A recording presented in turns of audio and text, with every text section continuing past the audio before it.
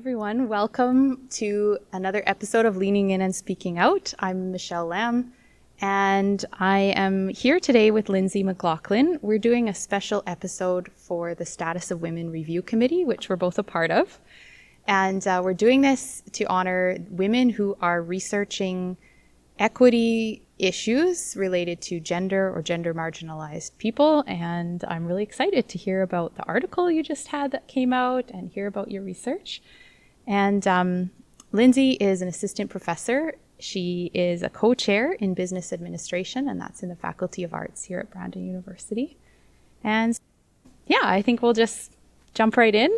Anything you want to add at the very beginning? No, it sounds good. Let's just dive right in. Sounds good. So tell me about your project. So the project that I have been working on, it's wrapped up now, but that I've been working on for the last number of years was a research study to take a look at what impacts COVID had on women and caregivers in accounting academia in terms of their teaching, research, and other aspects of their life. So the goal was to figure out how they were being impacted, and then a byproduct of the research and the findings was all of the suggestions that these accounting academics had that these are the different ways that they could be helped. And so the project recruitment started in 2021. And so by the end of summer of 2021, I had all the data in. So the contributors wrote a 750 to 1,000 word essay kind of answering these questions. Okay. And so it was a big ask of participants, and they turned out, it was slow at the start, and then it started to snowball. So that was what the project was based on. That's interesting. It's interesting that they took you up in a good way, right? Because you could be like, oh, I'm researching like how COVID has piled more burdens on the shoulders of caregivers. Now write an essay, right? It's like another thing, but it's good that they took that up and felt like it could make a difference for them. And some noted that to be the case, that they declined to participate because it was so overwhelming, or somebody had partially written it up and then they're hospitalized and they can't participate anymore. And so the contributions came in various stages of doneness. Yes. Some were point form and 400-500 words, and then some, I think the longest one was about a 2,500 word detailed explanation as to here is everything that has happened to me. And so I had a wonderful research assistant, but between the two of us, getting those formatted so they look consistent and, were of reasonable length. Yeah, wow. And so this was people across Canada or just Manitoba? No, so it was accounting academics across Canada. The goal was to have representation from every province, but we were shy of a few provinces. But we had a very diverse group in terms of contributors and what their experiences were. So what were some of the outcomes or the findings? Did people make certain recommendations? Like you said, you had like ideas of how they wanted to be supported by their institutions and that kind of thing? That's the number one way that universally people felt they could be helped in all areas, the research, teaching, etc., was feeling supported. And so whether that support is coming from their individual institution, from the accounting academy, their departments, their chairs, their deans, etc., they just needed more support all around. And some of the times that support literally just looked like reaching out and commenting on, we see that this is difficult and is there any way we can help? Or we recognize that things might not be going as smoothly, but it's going as smoothly as it can in these challenging times, but all the way through to asking for dedicated IT support and support from publishers and etc. So jives with my own experience too. Sorry, what were you going to say? No, I was going to say, I absolutely, as a fellow female, yes, that was some of the basis for this project. I was inspired by there was a research study done right in the summer of 2020 when we were in the crux of COVID that looked at accounting educators around the world and what their experiences were. And generally at that time, accounting educators said, it's not too bad. We put our research on hold. We're focusing on getting the teaching aspect online, and it's okay. But then a year later, that was not the sense, right? We're now a year and a half in. We're starting to feel panic because our research has stopped or slowed. We're worried about, will we, and I'm saying we as a collective group of accounting academics across Canada, but will we still be working? Will we have a contract? Will our tenure, promotion, etc., be approved because of what's happened in the last couple of years? It was a totally different feeling at the end of the summer of 2021 than the prior year.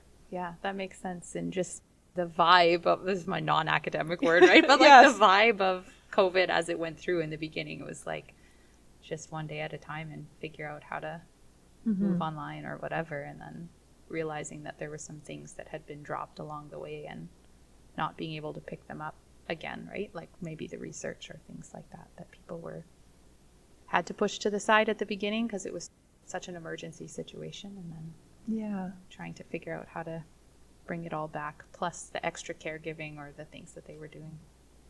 I can relate from a personal level. Did you feel, or did this come, maybe we can take this out if it's too personal, I don't know, but did you feel like this was coming from a personal place for you as a researcher in the beginning of COVID? Was this, I know you have kids and you're a woman, was it coming from a personal connection? Absolutely. That's probably why I was so drawn to that first study, right? To see what is everybody else's experiences. And then certainly, just to step back, my career path that has led me into academia was, I worked for 10 years in public practice and am designated as a CPA and previously as a CA. And so I have a slightly non-traditional path into academia. So research and traditional research is not something that I had done much of at all. And so the CAAA, which is the Canadian Accounting Academic Association, partnered with Deloitte, the accounting firm, to have this one-time grant to have researchers look at equity-seeking groups and how this was impacting them. And finishing that long article about how everybody had been impacted in 2020, and then sitting there a year in, and my kids are at home, my spouse and myself are at home, and all the challenges, and I'm thinking, I'm the perfect person to look at this from a practical standpoint, but without a lot of research experience. So I certainly appreciate the opportunity that this grant gave me to look at this. But absolutely, when the contributions were coming in and I'm reading this, certain things stand out that, oh, this is my experience and this sounds like me. Or on the flip side, some things came out that I didn't relate to. In terms of the participants, it was a really diverse group, and one person had the best year of their life. Wow. They had almost like a flipped traditional setting where their spouse was at home with their children and they could just research and work, and they love this. They hope to never have to go back in person to the classrooms. It was not my experience at all, but it was a real ray of light to read that. It's good to hear some of those. That someone was having a great year. Yeah. But then other people, if they were new to Canada and working in accounting academia, some of their challenges were not so much that they had time pressures because their family weren't even here in Canada, but it's lonely, right? And it's how do you get to know people on campus in your institution when you're just at home in your apartment? There was a real diverse group that responded. So lots of comments I could relate to, and those that I couldn't, I certainly can appreciate. Do you want to give us a couple examples of things that stood out to you that you could relate to, or just things you heard often in the research? Oh, certainly. Things that I could relate to were the number of academics who had their kids at home, and so they're balancing the kids' online school with their online teaching and potentially a spouse's online work. And there was one researcher who said, I don't have more than 5 to 7 minutes at a time that's uninterrupted, right? Somebody needs help logging in, or they can't find their papers, or all these, or they need a snack, all these things that happened. And so I could certainly relate to that. And a lot of that group of academics flipped to working at night, right? Once kids had been put to bed, then they had some quiet time, because certainly, again, everybody's trying to get their research back on track. I think the phrase was, that's a high cognitive level skill. I can't be interrupted, right? I need to do that at night. And somebody else had said, normally, lots of us are used to working extra time. A lot of us came through the public practice into academia route, and so we're used to overtime and extra demands on our time. But usually when you have that, you're accomplishing something extra. It's not just to get the same status quo, if that, done. So that kind of echoed through a lot of that group's submissions. That makes a lot of sense, and I could have written that thing about 5 to 7 minute interruptions. Yes. What was that phrase you used about cognitive? The research is a high cognitive level skill, and not something that this particular researcher who coined that phrase could do in the hours where the children were awake. Mm-hmm. Some were single parents, some had children with special needs, some were caring for parents, all these sorts of things. That had to be left until 7, 8, 10, 11 at night kind of thing, when for a lot of us, that's a challenging time to focus. Yeah, that's like where my cognitive level declines after 9 p.m. maybe. Usually. Yeah. Be the time. I'm not a coffee drinker. That'd be the time to start drinking right? coffee. That's true. There's a second research project for you, the correlation of coffee and COVID and childcare. Perhaps. Maybe there's something interesting. So I'm just going to read the Women's History Month theme for 2023. Sure. So the theme is called Through Her Lens, Celebrating the Diversity of Women. And it emphasizes the importance of recognizing the achievements and contributions of women from diverse backgrounds. It focuses on the unique perspectives, experiences, and challenges faced by Indigenous women from 2S LGBTQIA+ communities and newcomer, racialized, and migrant women. Your research very clearly intersects with that really well, I think. But I wondered if you could talk a little bit about any particular connections through the research and how that fits with this year's theme. Certainly. And in terms of some of the questions that were asked, there was not demographic questions on Indigenous and certain communities.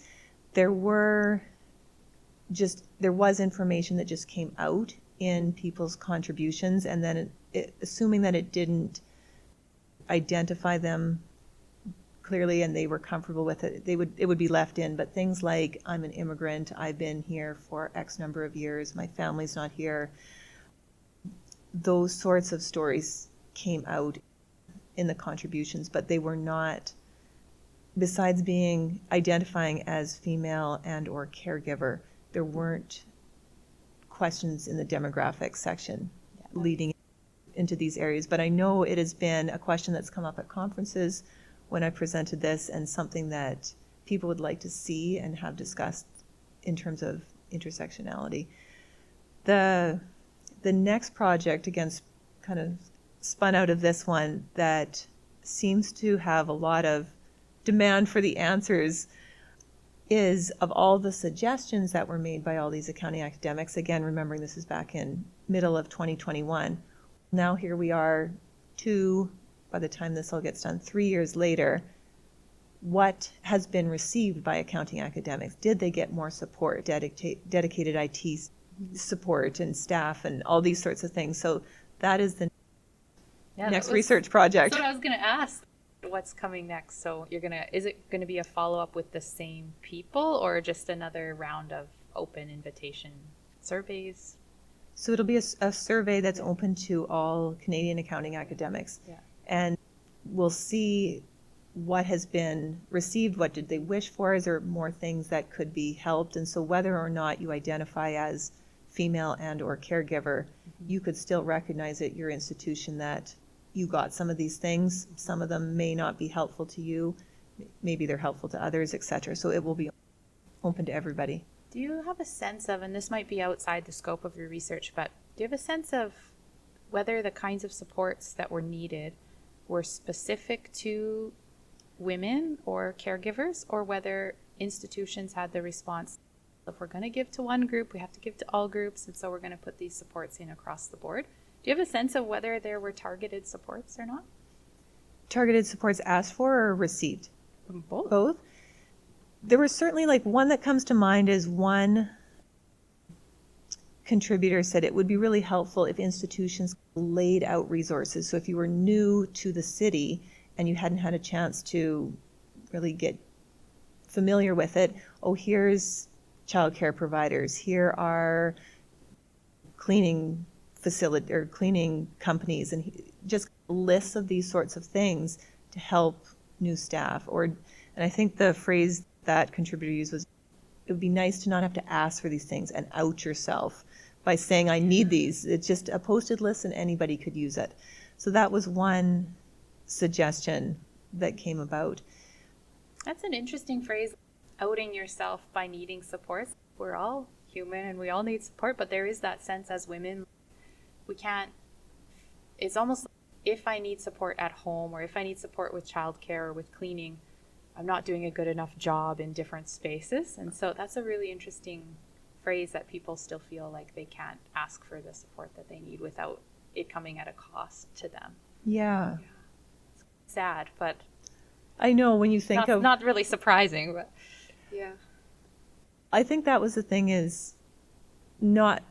Some of the findings are not surprising, yet they're still impactful, right? When you see them staring you right in the face, yes, we're still facing these issues in 2023, or I guess at that time it was 2021, and what can we do to move it forward and make it better for everybody? Yeah, I think that's a really good place to wrap up, because it's pointing towards what you're going to do in the future with your future research. And I'll put any links to this research that are out already. There is an article, right? So yeah, there's an article published in Accounting Perspectives. So yeah, I'll stick it in the notes underneath the show, and then people can go and take a look if they want to read more. For sure. Any other kind of final thoughts? Anything you'd like to add? Just that is the hope, that, you know, by actually documenting these supports, that they're not forgotten. Mm-hmm. And even myself, right, we're 2 years in and you're looking at somebody's CV and your gaps, and it's not the first thing that comes to mind of, oh, well, that might be why there's a gap, or that's why something is missing. So the hope is that it's recognized, and then we can move forward, right? In terms of, again, from the perspective of accounting academia, we have more females than males going into the CPA profession at an introductory level. But when we compare at exit levels and we look at partnerships in accounting firms and positions of power in any institution or business, they're not equally represented. Trying to do work that bridges that gap is certainly a goal. Well, you're doing great work. Thanks for sharing.